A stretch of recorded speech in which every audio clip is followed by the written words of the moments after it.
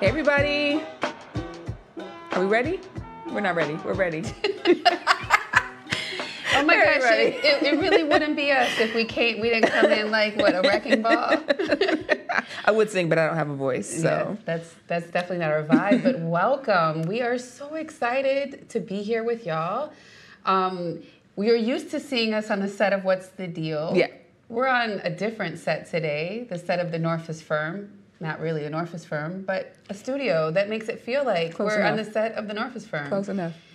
And I think we were talking earlier about how it's not quite the podcast, not quite a webinar. What did you come up with? A podinar. A podinar. Clever. Yeah, we try to be clever. And we're really excited to be live with you. It's our first time going live. And the reason why we wanted to go live is we love to hear from you all.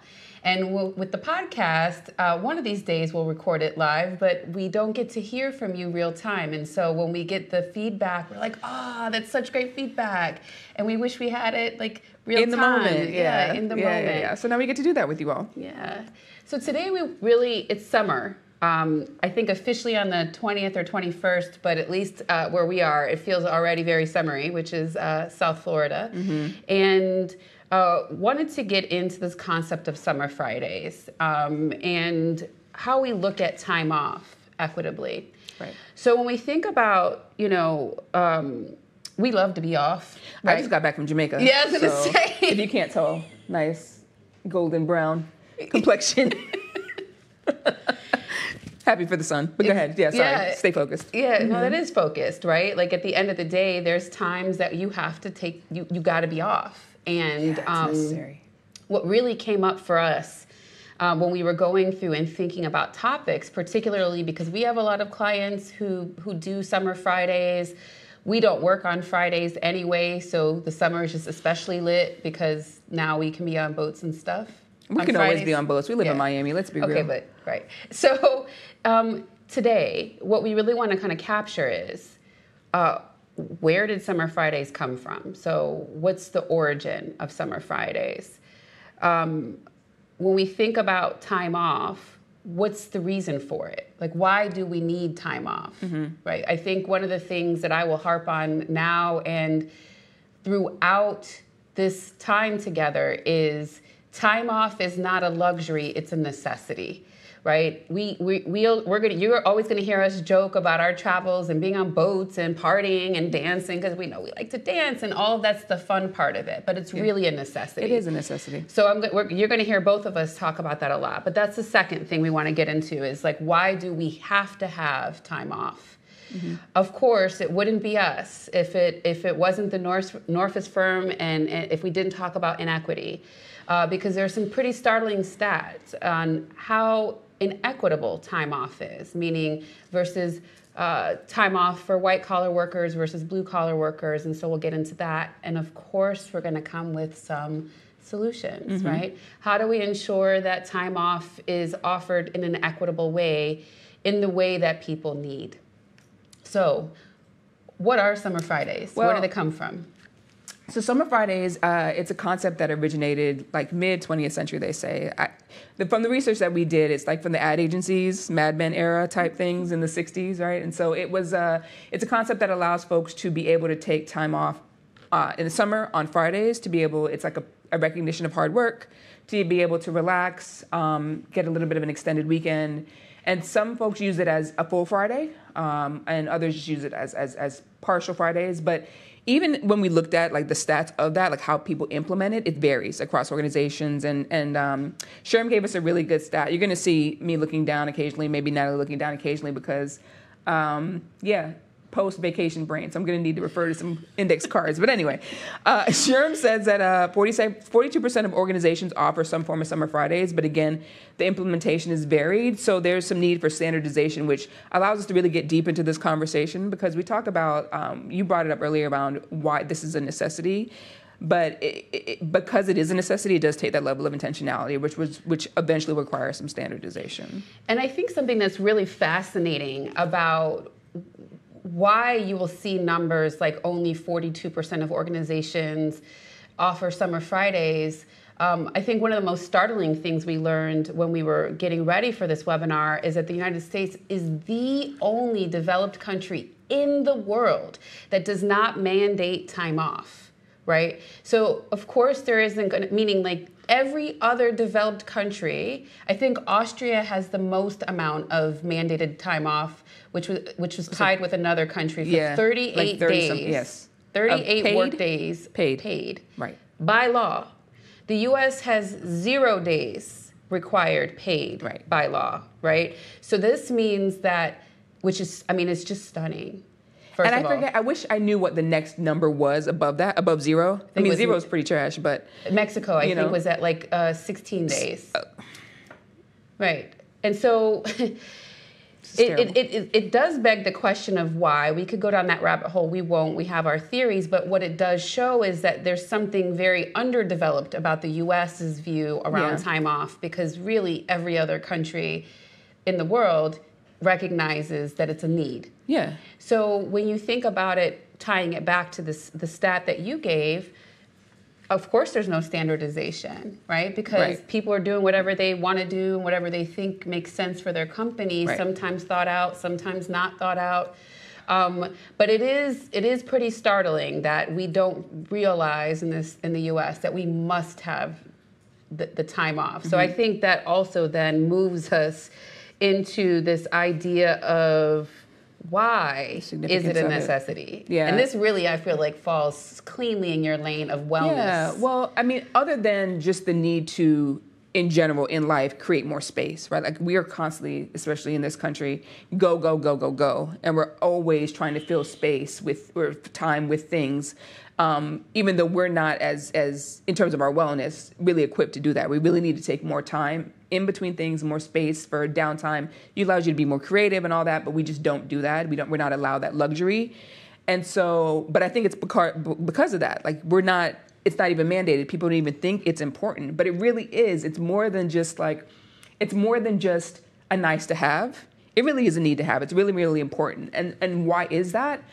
I mean, I think most of us can attest to being in work situations where we're just overwhelmed and we're burned out and our mental health declines, and it's related to just the amount of work that we have to do. Again, because we're in this culture of go, go, go, produce, produce, produce. This additional work stress it's too much.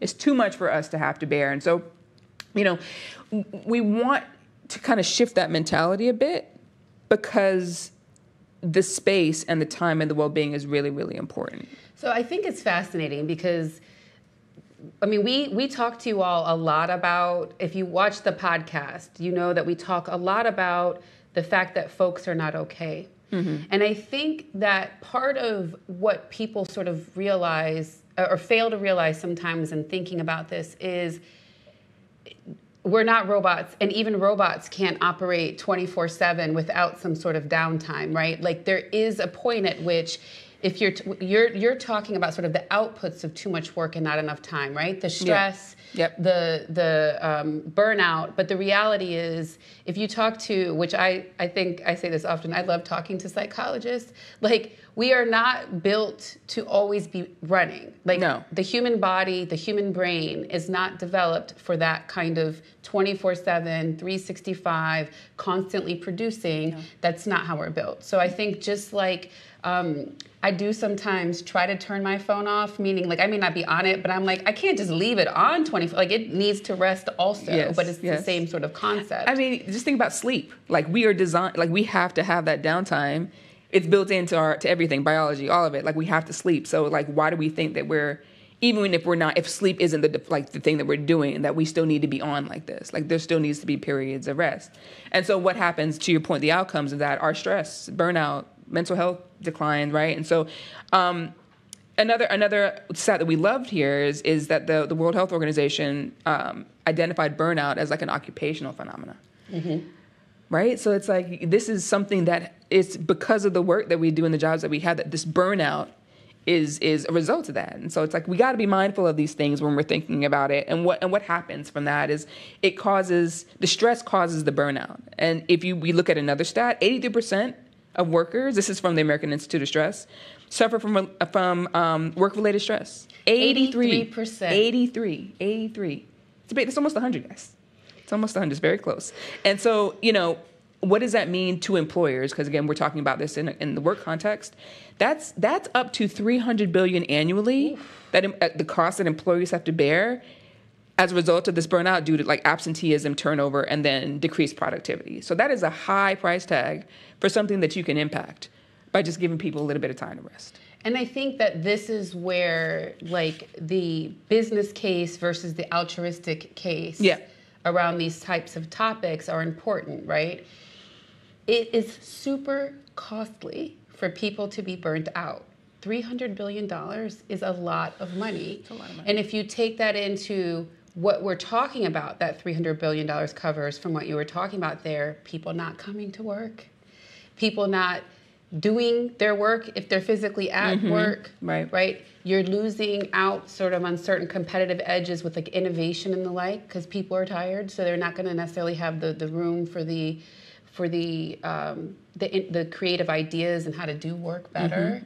I think the other part of this that is important to sort of call out here is that we're not suggesting that time off is the only way to address burnout or mental health issues. But what we are saying is that the lack of universal time off, the lack of thinking about time off in an equitable way compounds the burnout. Right.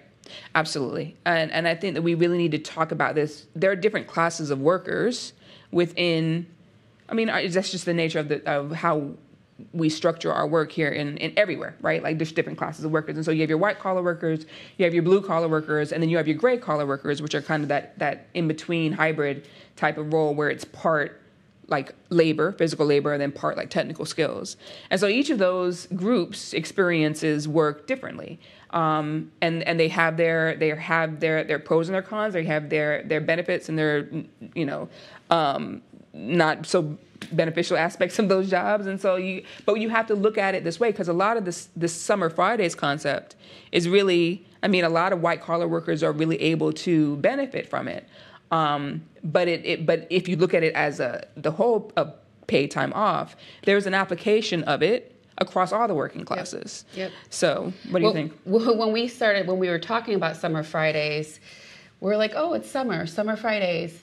And then within like 30 seconds, we all kind of stopped and we're like, but everybody doesn't get to take advantage of Summer Fridays, right? Even in that 42%, it's the percentage of workers that get to enjoy Summer Fridays for companies that have it are mostly white collar workers, right? So mostly workers who are at a desk, who have some flexibility of what time they show up to work, what time they leave. And I think that elevated the importance of this particular topic for us, because generally, as many of you all know, we spend a lot of time doing workplace culture assessments in various forms, right? Whether it be leadership culture, whether it be how people are experiencing the workplace. And one of the things that we always notice is that the time and the money and the resources are really put on understanding the workplace culture for white collar workers, right? So it's often like, oh, we're going to focus on the corporate employees. Right. Meanwhile, like the vast majority of the employees most of these companies have work in the field. And the field could be construction sites, could be distribution centers, could be retail stores. And it's always so interesting to me of why are we leaving out the frontline workers who actually make your money for you, right?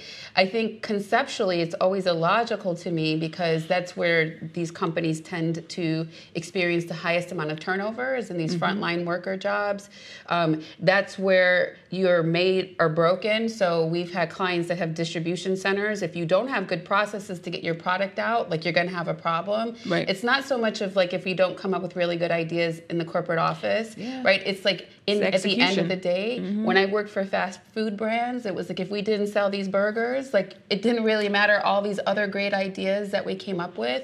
So there is a, as we talked about beforehand, there's some sort of values that are placed on the title, right, and the value of the work.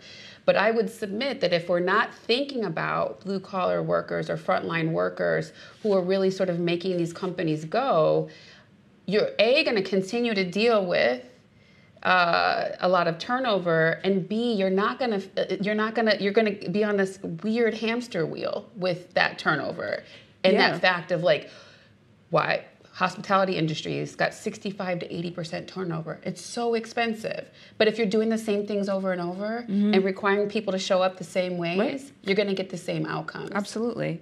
And I think we need to really talk about, we mentioned this before we started. We were having the conversation earlier in the office, and I think it's a good one to bring in now. Like, if we're talking about these inequities, like, why does this exist?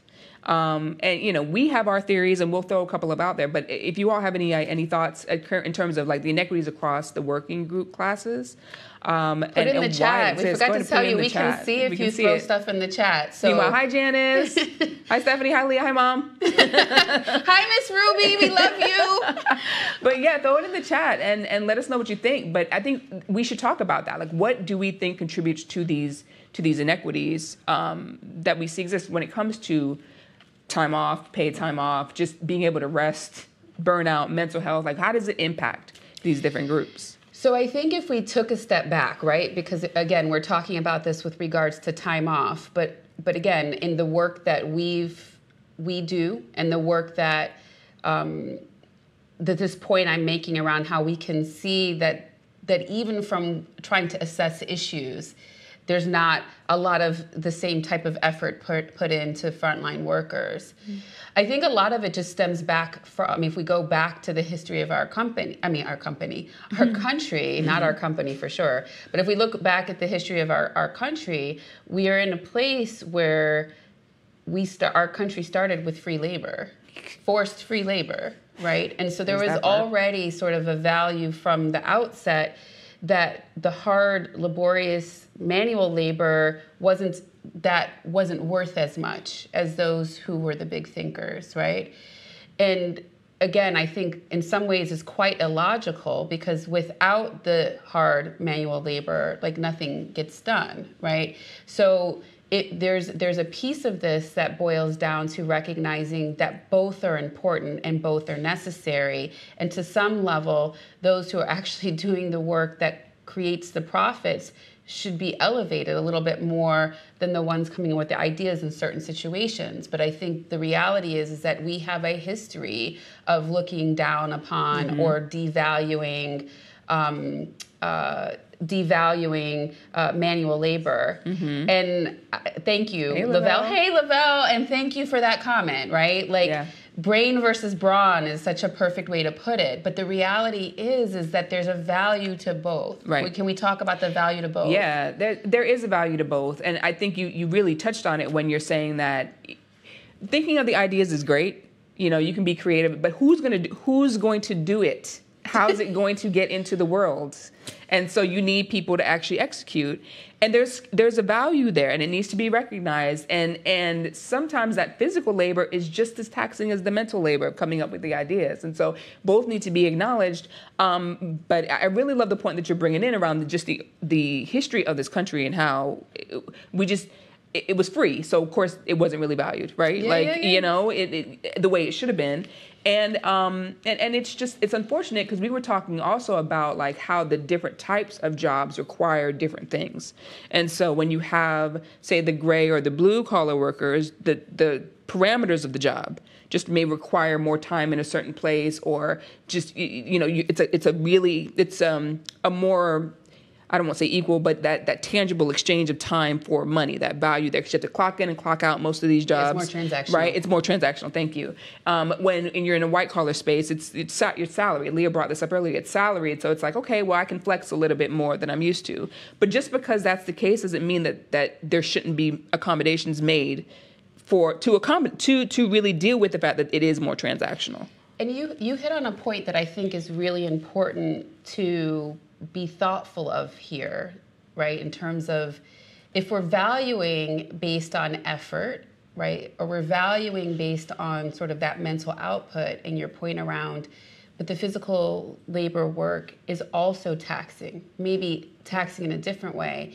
What it brings up for me is, I think a lot of white collar workers don't even have a concept of that, right? There is this built in, because of the messaging that we get. And the reason why I'm saying that is because when I was an in-house lawyer and working for a fast food company, we had to work in the restaurants to be able to be qualified for bonus. So 3 days a year you had to go and you had to work in the restaurant.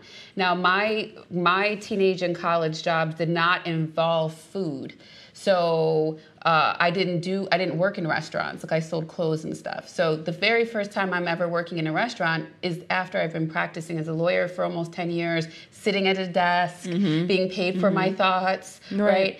And that first day, we only even had to work 4 hours. I could have slept for 2 weeks worn after out. it. And I was immediately humbled Yeah. by the idea of being on my feet, greasy floors, unhappy customers, fried food, not wanting to eat it all day because it smells really good, right? There's all these things where I didn't even have to think about any of those things sitting at a desk. Right. And so I appreciated the experience because it's sort of like, wow, this is hard, right? Yes. And it's a different hard than my hard. Yes. But I think it's that when we're really kind of looking at it from that perspective of all of us have hard jobs, right? Yes. That can bring us back to looking at how we treat employees, because I don't even view time off as a benefit. It's a necessity. It's a necessity. Right? So it's this idea of, one, we all have hard jobs. All of our jobs are needed in some form or fashion to make this thing go, whatever the thing is that you're supporting.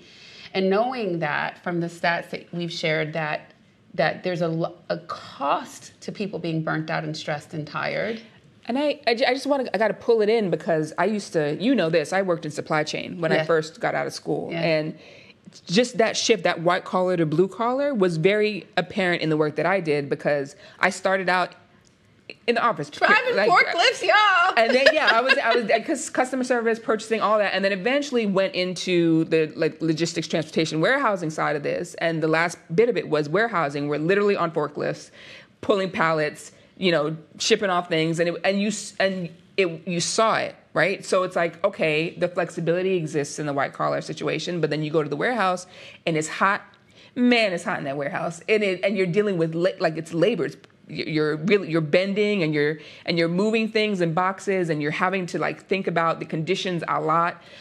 There's that time factor because you got to get things out on time, and we had this truck coming in, that truck coming in, and we got to get them out. And so there are so many inputs and things to really that people, when you're doing physical labor, maybe the others don't think about, and you're tired. I remember working that job and just being exhausted at the end of the day, and I wasn't even doing as much as the guys on the floor. I was managing them, but I was, you jump in when you need to, but again, they're doing the work. And it'll wear you out. And so it's we got to really, I think, but what happens is because it's not top of mind for a lot of folks in the quote unquote ivory tower, you don't think about it. And if you're not regularly out there, which I appreciate about what you shared, you don't realize how crazy this is. Remember we went to the warehouse with one client? When you start talking about the warehouse, so one of the ways in which we approach our work, which is relevant to what we're talking about now, is we really like to go visit our clients to see how their businesses work. When they have different classes of employees who do different things, we look for opportunities to visit, because to the very point of how can you develop strategies for people if you're not really clear on what those people need and what they face in their jobs. And the what you were describing about what causes a lot of that exhaustion is that you are literally having to spend the time to keep yourself safe, right? We watch stuff fall off of conveyor belts. We watched people climb conveyor belts. We watched a guy with about 6 different screens trying to watch every line of things that were moving. And Shantae's mind was like, how do you do this? What do you, and I'm like, stop asking him questions. He's trying to keep himself safe, right? We're trying to be all curious. And this is a man who's got to make sure that for this 12 to 14 hour shift that we're watching where stuff is falling off the conveyor belts. And so I think, again, if we're going to, because we're going to give you some stats on time off, right? If you're thinking about how that plays into getting the best outcome possible, it means that it's super critical to be thoughtful of what different types of jobs require. Because again, when we're coming up with our recommendations at the end, we're not saying give everybody exactly the same thing, because that would mean we don't understand that you actually have different ways in which you have to work, right? People work in different ways, so the solutions are not going to be the same. I'm getting hyped. Equals not Can equitable. You feel it? Equals you not know me, when I equitable. start to get, I'm like, what? I feel it. I'm getting hyped because I really feel strongly about the fact that we all know how we feel when we're burnt out. Yes. And the very first thing at least I think a lot of us think is, I just need to lay down. I am tired. So again, before we get into the stats on time out, I think it's time off. because I clearly need to take a time out. I'm a little bit hype here. I think it's deep cleansing breath, everybody. Take an inhale. I think it's just really important to keep in mind, especially if you're a people leader. Yeah. And I think, Rochelle, I see you. Thank you so much for calling out what you're going to start doing and implementing, and we'll get to some of those solutions. And that recognition here is just the simple fact of think about what people need. Yes, it's important for you as a leader to understand what you need to accomplish, bless you, what you need to accomplish to move things forward, but you also have to think about what other people need to be able to move those things forward. Right. A lot of companies are stagnant and frustrated, and it's a lot of it because you're not thinking about what people need. Right. So on to a stat. There is a huge amount of inequity in terms of access to time off in the U.S., particularly since it's not mandated. And if you do some research on this, if you search it, there are people who call for standardized, federal time off. But the thing that really was rough, 88% of full-time workers get some kind of time off in the U.S. Again, various levels. Versus only 33% of part-time people. Now, as an employment lawyer and an HR person, I know the answer is, well, they don't work full-time, so they could just do what they want to do and the rest of their time off. To me, that's an easy answer, but it's a lazy one because most people who work part-time have other jobs, right? So they're not actually just sitting around on the other 20 hours a week that they're not working. In fact, if you're looking at a lot of blue-collar workers, they have full-time jobs and part-time jobs, right? So we're dealing with people who this sort of very easy kind of classist answer of, oh, but they only work part-time. Again, if we look at underemployed stats, underpaid stats, like part-time is not necessarily all you think it is in that sort of glossed over fact. So that's one thing. The second thing that is hard to stomach, but it is what it is that this is from a CEPR study that was done, that 93% of the highest paid 10% of workers have really great sort of accessibility to flexible time off situations. Contrast that with only 48% of the lowest paid 10% of workers have that similar sort of access. So there's a big gap between how people even get time off, whether you're full-time, part-time, and whether you're higher paid, lower paid, right? Wow. So from the outset, we're dealing with even, again, this ingrained view of some people really deserve the time off, seemingly the people who make more money and, are paid to think, essentially. And obviously for folks like us, it's painful to see those stats only because it's like, from what we've just been talking about. Right. It's not because of a lack of effort on the lower paid workers' part. And it's something that just occurred to me in terms of thinking about what you just said, and then also what Rochelle put up there. It's like if you have parents or different familial situations that may require your time in different ways, it's like how can you account for that? Like you're not allowing people to really be present in their lives. If we're constantly talking about work-life balance or work-life integration, all these things, okay, so what does that look like in practice? You can't really do that if you're not there. And I think Rochelle pointed out here that when she was raising her kids, needing that flexibility and now wanting to provide it for others because of her direct experience. This is a high point for me too. And I appreciate Rochelle bringing this up because those of us who have kids, sometimes we get a little bit more flexibility because we have kids, and that's a whole different topic, right? But that's exactly right, because a lot of times the summer camps, they're like 9 to 3, and you're like, who works 9 to 3? And what am I going to do with my child for the other 3 hours? And I mean, you were saying that recently with the high school, how they were the last week of school, they had like half days. Oh yeah, but that's not even just high school. It was like for my son's whole educational career. The last week is 8 to 11. Well, listen, that was when I really recognized the luxury and the privilege of being a white-collar worker because I can leave my desk to go get him at 11. I probably wouldn't just make him I just would just not have him go to school because I also have the luxury of just bringing him to work with me at those younger ages because this is a disruption to drop off at 8 and 11. And when I did have to do those types of things in the summer or go and talk to the school, every single time I'm like, wow, how lucky am I that I can leave my desk in the middle of the day to go talk to a principal, to go talk to a teacher, to go pick him up from school. What would a parent do if they're working at a grocery store and they know there's an issue with their kid at school and they can't just go get on a phone to call because they have to be on the floor?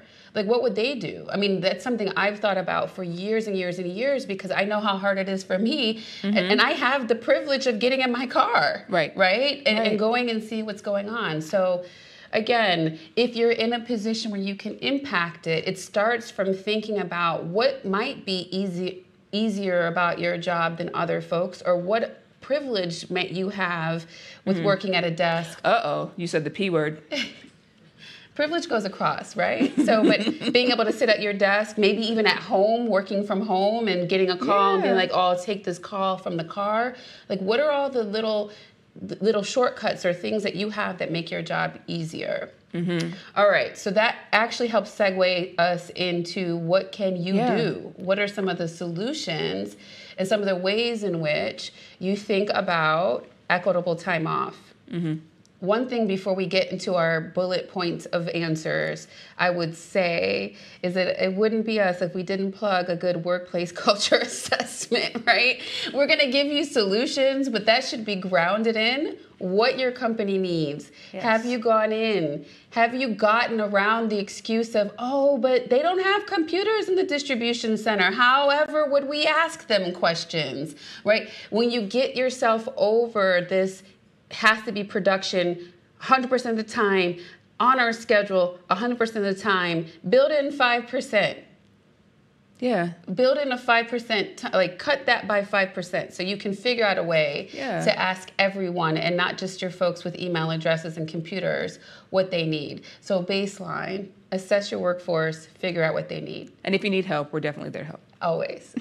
All right. So what are some of our solutions? So the first one that we have up here is just to offer additional paid leave. So I know we started this conversation around Summer Fridays, but it is within the larger context of paid time off. So, depending again on the demographics, the classes, the groups, whatever it is, that Summer Friday option may not be the best option. So, but there are others. So, right, like to Natalie's point, assess your organization, because it could look like, what do we have here? Parental leave, whatever you need for parental leave, allow them to have access to that. Bereavement, like paid bereavement. I know a lot of companies do that, but it might be the length of time. You might want to look into that.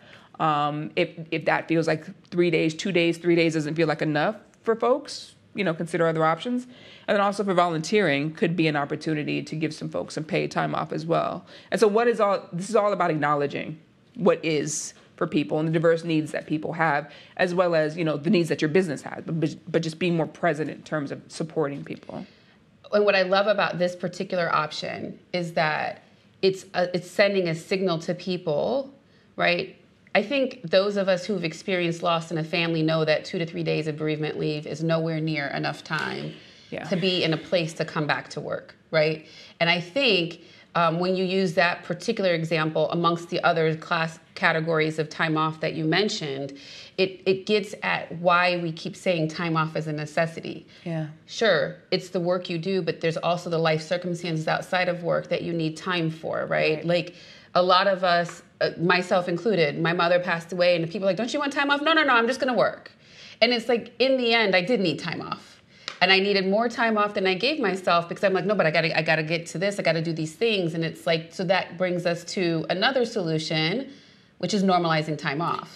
Right? So yes, we should have different categories and be thoughtful of when and why we need them, but we have to normalize it. And part of normalizing that stands in the hands of leaders, taking time off and disconnecting what they do, not trying to take meetings from a yacht in the middle of the ocean, right? Where it sends the signal that we're not really off. We're just kind of off, right? And you got the Zoom call cutting in and out. It's like, so annoying. Like, I can't even hear you. Off the phone. Go enjoy your vacation. Just be off. So I think, the more that we take the time off, not respond to emails, even if you want to, schedule your responses if you feel like you need to do that. But setting the example that it is normal and important to take time off and not coming back to work and talking about how many meetings you took when you were on vacation. Like a badge of honor. Right. That's silly. Don't do that. Give yourself the time. Exactly. You're allowed. You earned it. Exactly. All right, so we have great broader classes of time off. Yeah. We need to normalize it so Yes. people feel like, yeah, okay, this significant thing happened in my life. I do need to take some time off to go address that. Right. And I'm not going to rush myself back here. Right. Or I have this trip of a lifetime I've planned. I am going to make sure that I really enjoy it. Yeah. What's another solution? So this one is can be specifically for folks who maybe don't have the option for like a summer Friday, either to take the day or the full day, but especially hourly workers, allow folks to accrue time. I really like that one. Compensatory time off. Yeah, the compensatory time off. So you can maybe stack time a little bit and then give them like you can use it for this purpose, but have the purpose be like for relaxation. Like maybe I can get a couple hours here on this Friday or a couple hours there on that Friday, or any day during the week. You might even broaden it that way. But the point is to give people an opportunity to rest. So like if white collar workers get the equivalent of 8 hours of time off for summer Fridays, how do you translate similar types or amounts of time off to frontline workers who maybe don't have we can exactly promise every Friday off, so that they're building up this compensatory time off to be able to use for time off, right? Not just giving them money in lieu of time off. Rest. Allow people to rest. People need rest. And I think another solution that we came up that relates to that is rotating shifts. You want to talk about that too?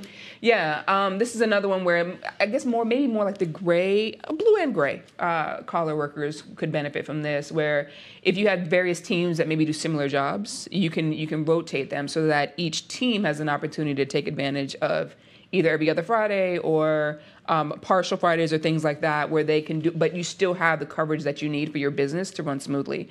But it allows people to know and plan for, okay, I know I have this time that's coming up, and I don't have to do anything extra. I just have to maybe change my schedule a little bit, but it's planned in advance and they know. Yep. Yeah. All right. Another option here is universal PTO. Now, that is a bigger lift in terms of planning for universal PTO, meaning like everyone, regardless of their level, gets the same amount of time off in a year.